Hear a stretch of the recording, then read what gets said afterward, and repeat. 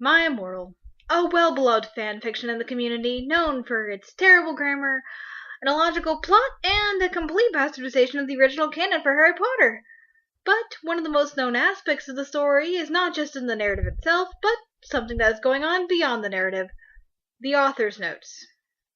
In the modern fanfic, there is a function known as author notes. Typically regulated to either the beginning or the end, authors will make comments either summarizing the nature of the content as toward the audience, ask for reviews or comments on their work, or to themselves comment or reply to something remarked by the comment section. The nature of the author's notes of My Immortal is something a little bit more, though. It contributes and affects the main story of the work, as well as in itself becoming and integrating with the main story. To begin with, we will discuss the author note's closer connection to the story. Instances where the author added to the main text not through any integration in the main plot, but just as exposited through the author's notes. These author's notes are used mainly as a form of excuse or explanation for a character or their actions. The most famous example in the community is known as Dumbledore's headache. To set the scene, Draco and the main character of My Immortal, Ebony Darkness, Dementor, Raven Way, were in the Forbidden Forest having sex when they are caught by Dumbledore, who yells, "What the hell are you doing, you motherfuckers?" This action apparently caused quite a stir in the comments, as the author's note of the next chapter begins with, "The only reason Dumbledore swore is 'cause he had a headache, okay? And on top of that, he was mad at them for having sex." Evidently, this excuse did not appease the commenters, as the point is readdressed in the beginning of chapter 9 in the author's notes, while also introducing another character exposited piece of information, a reason why Snape hates Harry in the context of this story. "This is from the movie, okay? So it's not my fault if Dumbledore swears.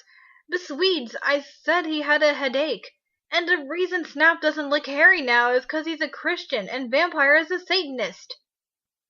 In the context of the story, neither Dumbledore having a headache or Snape being a Christian is ever mentioned. The only way that the reader would ever get this information, which helps contribute to one's understanding of the text, is through the author's notes. But this is just the tip of the author's notes in relation to the text. In this, it can't be called a real story from the author's notes, just some exposition. But there are two main stories in the author's notes: the story of Raven and the story of the hacker. The story of Raven begins in the first chapter. She was introduced in the author's notes as being a friend of the author and the editor of the work, helping with the grammar and spelling. The second chapter also introduces the friend's insert character. Now, an insert character is a character created to represent a certain person and put into the universe of the fanfiction. So the character of Willow has been evidently shown to be the insert for Raven, with the parenthesized author's notes given after the character's name saying, "Raven, this is you." Raven's editing supposedly continued through the next chapters, as the beginning author's notes of chapters 2, 3, 11, 13, 14, 15, and the end of chapter 12 all have the author thanking Raven for her help. But the real story begins at the end of chapter 12. In the end of chapter 12, the author's notes say, "Hey Raven, do you know where my sweater is?" This sets up the object of the sweater, which is one of the keys to the conflict of this story. Then the second object of the story is introduced in the beginning author's notes of the next chapter, where the author apparently took a poster of Gerard Way from Raven. Then this conflict comes to a climax in chapter 16. The author calls Raven a fucking bick for not giving her back her fucking sweatit, presumably a typo for sweater. This also results in what appears to be Raven no longer helping her with the editing process for this chapter. However, this conflict results in a more noticeable change than just a little grammar failure.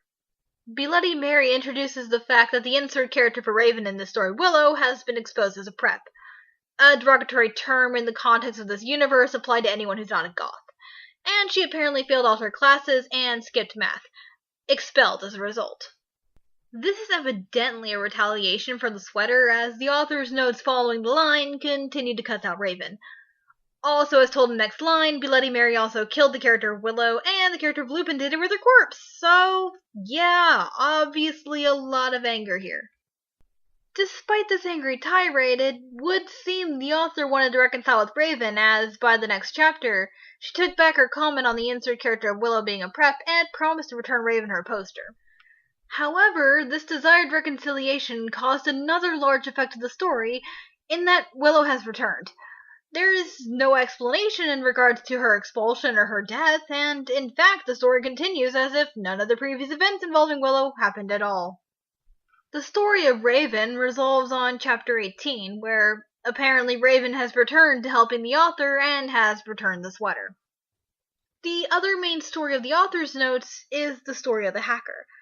This story begins late in the fanfiction on chapter 39, with the surprise introduction of an non-author who will silently not reveal her identity because she's a coward.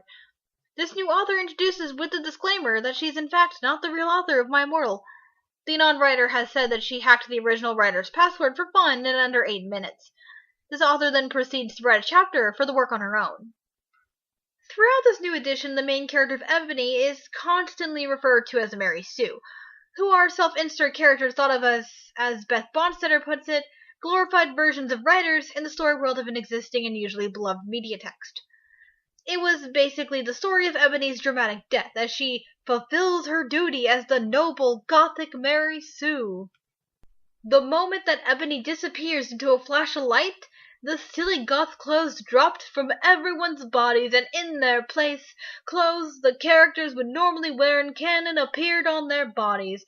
They all began to sing "Ding Dong, the Sue is dead" until they realized what being canon meant, and the battle between Harry and Voldemort begun. While in hell, Ebony is tormented by the fact that she is forced to wear preppy clothes, like a Hollister polo, for all eternity. After this, the non-author decides to post the real chapters for chapters 39 and 40 until the original author returns to control in chapter 41, to which the author dismisses the event rather quickly, saying, "Someone hacked into me account in November and they put up my last chapter, but now there is a new one." The story doesn't have nearly as much internal conflict as the story of Raven, but the instance of the non-written story brings up a question of authorship in regards to the narrative of My Immortal. While the person admits to being another individual, they were still posting the new chapter within the same account and within the same text as the rest of the fic, and despite the admission to not being the original author, the chapter is still circulated as part of the main body of My Immortal. These two stories are meant to illustrate how the story external to the fiction is just as important to the canon of the text of My Immortal as the fiction itself. The story of Raven shows how the events of the author's life play into the writing of the series, with the conflict with Raven affecting the events of the text. The story of the hacker is meant to, one, illustrate the story as being separate from the Harry Potter universe, with the conclusion of the story being the shedding of the personas that the author rewrote the characters in, and two, illustrate that the canon of the text is not isolated to just what the initial author wrote, rather it extends to the story around the text, including the anonymously written chapter.